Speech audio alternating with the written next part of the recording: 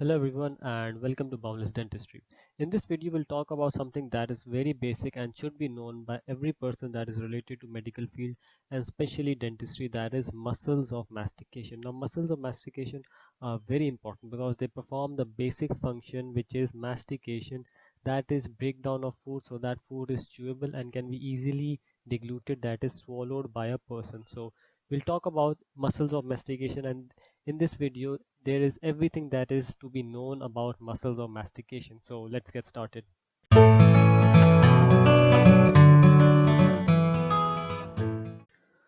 Now talking about some basic facts about muscles of mastication, the primary and the most important function of muscle of mastication is basically mastication, that is chewing of food. And this chewing of food is done by the movement of mandible, and this movement of mandible is assisted by these muscles of mastication. Now the greatest force that is exerted by your teeth is primarily by your molars, because molars do the basic function, that is grinding of food. And as you move anteriorly towards premolar, canines, and incisor, the biting force tends to decrease, and that reflects the function of different teeth. These muscles of mastication are not easily fatigued as compared to other body's muscles. The muscles of mastication are basically attached to your mandible, and then they help in movement of the different aspects of your mandible. There are different types of movement that the mandible can do. Primarily, there are opening, closing, and some lateral movements of your mandible. Now, before we move ahead and talk about muscles of mastication, some basic anatomy of mandible is to be known by everyone. So we'll talk about here the basic anatomy of mandible. This is your entire mandible. Some basic structures that are present in your mandible is your coronoid process, this triangle-like projection. Here is your condyle, and in this neck of the condyle there is a structure that is known as pterygoid fovea, and this is of importance of a certain muscle of mastication that is attached over here. We will discuss that shortly. This vertical area is your ramus. This is your angle where the body of the mandible and the ramus are attached, and this is the angle of mandible. These are your teeth, and the part of the mandible that holds your teeth is known as alveolar process. This is your incisor fossa. This is the external oblique ridge. This is the base of the mandible, the most anterior part of your chin, that is mental protuberance. Here is your mental foramen, and at the mental foramen location, the mental nerve passes through. This is the entire, or at least the basic anatomy of mandible that everyone should know. Now moving ahead, there are two basic classification systems that are used for classifying muscles of mastication. First is classifying muscles of mastication as primary and accessory muscles of mastication. Now, primary muscles of mastication are the utmost important. Accessory, they perform very minor functions, so they are important but not as much important as our primary muscles of mastication. In primary muscle of mastication, we have masseter muscle, temporalis, medial, and lateral pterygoid. Now, talking about accessory muscles of mastication, they help the primary muscles of mastication. Basically, there is digastric muscle, stylohyoid, mylohyoid, and geniohyoid. This is the first way where we can classify muscles of mastication. The second way of classifying muscle of mastication, and this is more related to function of the different movement of mandible, that is either they are classified as elevators, which is basically closure of your jaw, or depressor, basically opening of your jaw. In elevators we have masseter, temporalis, medial pterygoid, and upper head of lateral pterygoid. You can remember this as TUMM, that is TUM, a basic mnemonic that you can use to remember the elevators of muscles of mastication. Secondly, we have depressors that open the mandible, which are lower head of lateral pterygoid, anterior digastric, geniohyoid, and mylohyoid. And you can remember this by the mnemonic that I find useful is GLAM, GLAM. So this is the two basic ways where you can classify muscles of mastication. First is based on primary and accessory, and the second system is based on the function of movement of the mandible. Now, firstly, starting off with masseter muscle, one of the main muscles of mastication, it helps in closure of your jaw. The fibers of masseter muscle are arranged in superficial, deep, and middle configuration. And now moving on towards origin of masseter muscle, it originates from zygomatic arch. On your right hand side, you can see this area is your zygomatic arch, and the muscle of mastication, specifically masseter muscle, originates from your zygomatic arch. Now moving on towards where it is exactly inserted, it is dependent upon the different fibers of this masseter muscle. The superficial fibers are attached towards your ramus of your mandible and the angle. This is the angle and it's attached over to the ramus. The middle part is attached towards the ramus, and the deep part of the masseter of muscle is attached towards your ramus along with the coronoid process. The nerve supply of the masseter muscle is driven from mandibular nerve. The blood supply of this muscle is from mesenteric artery and vein. Now, talking about more the functions of masseter muscle, basically the function is to closure of jaw, that is closing your jaw, and that is elevation. Second, it also helps a small part in side to side movement along with protraction, that is moving your mandible ahead, and retraction, moving your mandibles backward. But these are little function and not as much of importance as is closure of jaw. The second muscle is temporalis muscle, also one of the primary muscles of mastication. It is fan shaped. It can be easily seen and palpated as you close your jaw tensely. You can see if you place your hands over your temporal fossa, they slightly contract. So you can easily see as well as palpate it. It is the largest muscle of mastication. MOM means muscle of mastication, although it's not the most powerful muscle of mastication.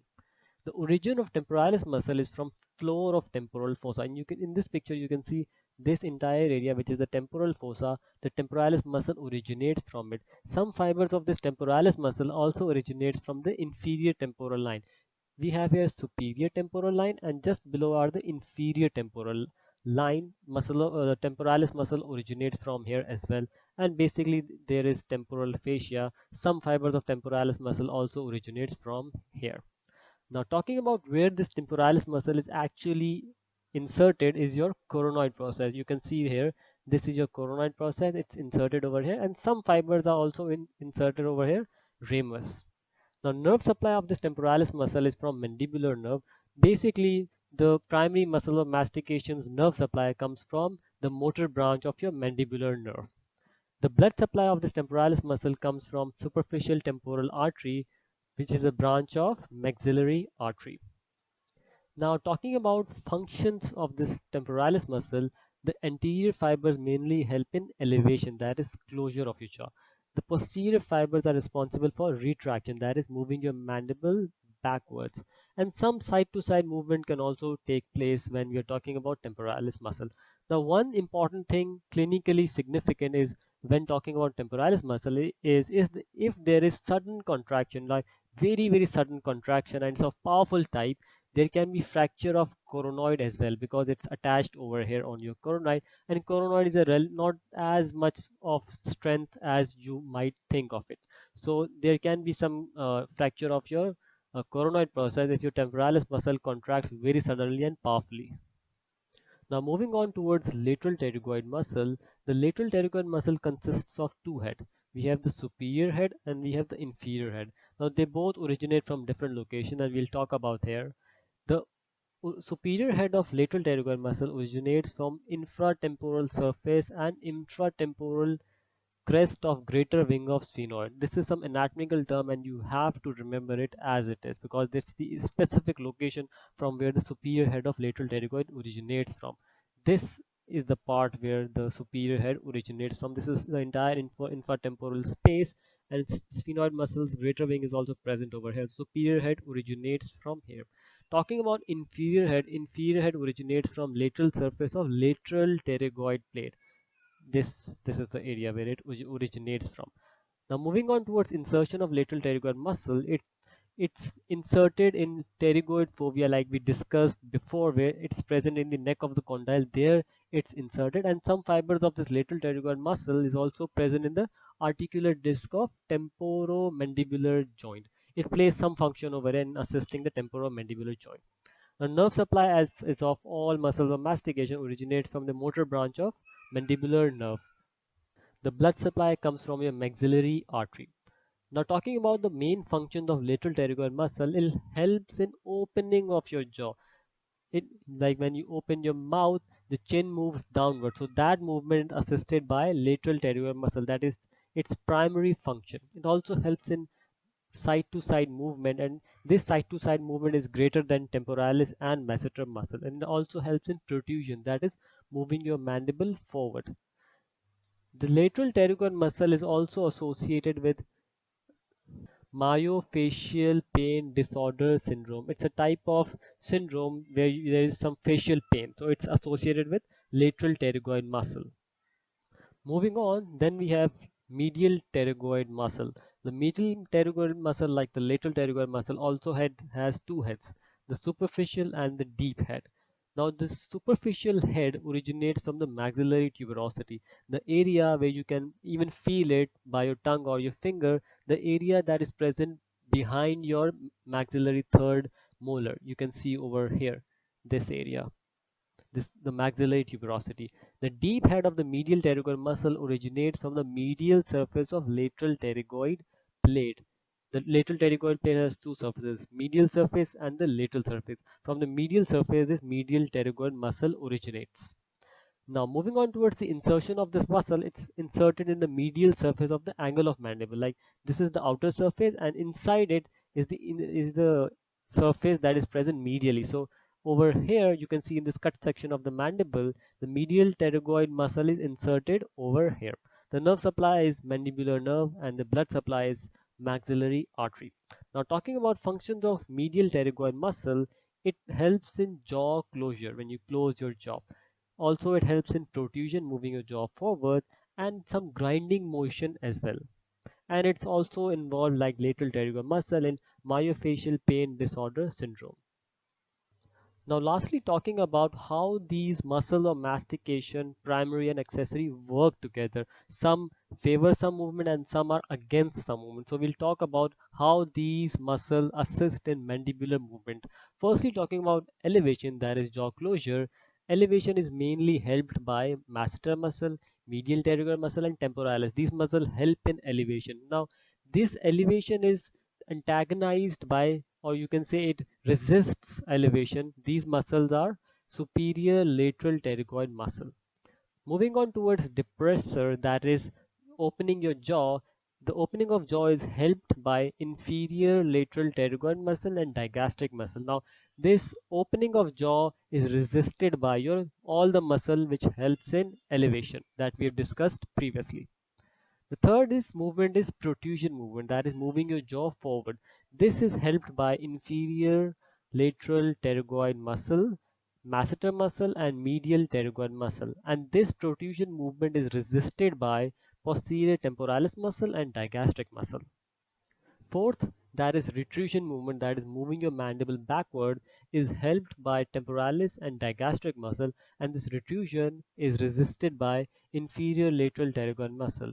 And lastly, the lateral movement, that is side to side movement, it is assisted by the working side of temporalis muscle. So for example, if you're moving towards right, that movement will be focused upon, and it's antagonized by the non-working side of your pterygoid muscle.